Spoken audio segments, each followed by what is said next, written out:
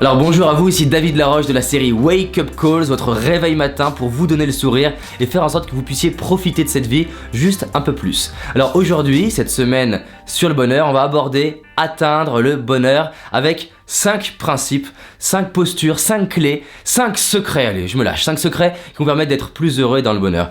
La première chose, c'est se réconcilier avec l'imperfection. Parce que si vous voulez un secret pour déprimer, honnêtement, cherchez absolument à être parfait.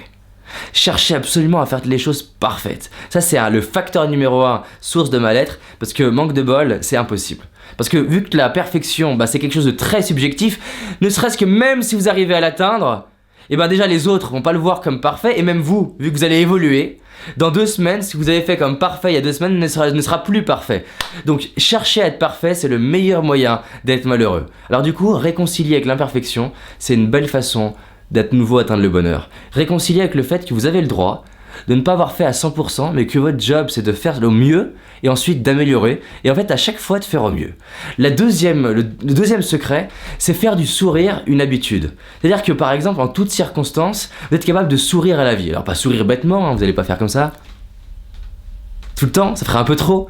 Mais quand vous allez rentrer en lien avec quelqu'un, quand vous avez un challenge, d'avoir cette capacité à sourire. Sourire à ce que la vie vous propose. Juste testez ça, vous allez voir, ça marche bien. En plus, c'est prouvé au niveau neurologique que quand vous souriez, ça sécrète des substances chimiques dans votre corps qui vous aident à vous sentir bien. Dans l'autre sens, ça marche aussi. Troisième chose, pour être bien, pour atteindre le bonheur, je crois que c'est d'être soi-même. En fait, être soi-même, c'est quoi ? Être soi-même, c'est oser être détesté pour qui vous êtes, plutôt que d'être aimé pour qui vous n'êtes pas. Je répète.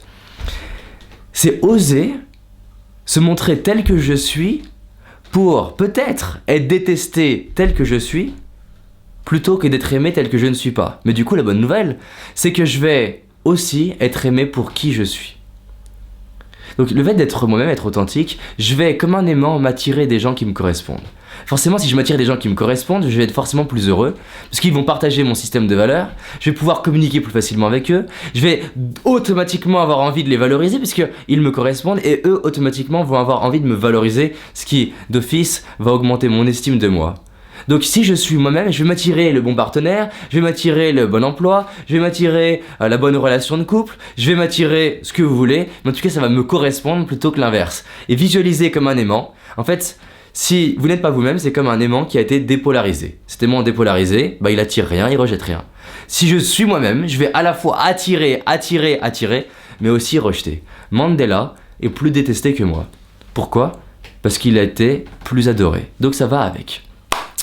La 5e chose, c'est de se simplifier la vie. Honnêtement, pour être un peu plus heureux, se simplifier les choses, ça marche bien. Parce que plus vous allez vers les choses complexes, plus c'est compliqué à apprendre, compliqué à mettre en pratique, compliqué à faire, plus ça crée des sources d'imperfection.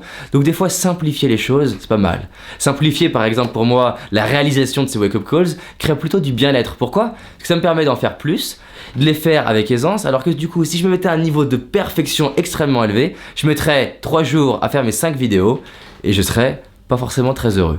Donc des fois, se simplifier les processus, ça marche bien.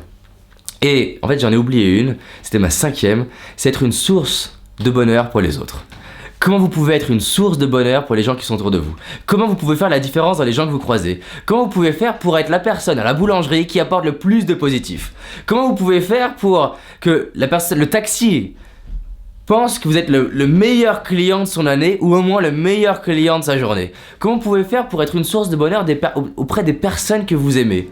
Et c'est très simple, ça commence déjà par vous dire « je suis heureux à la fois pour moi, mais aussi pour les autres ».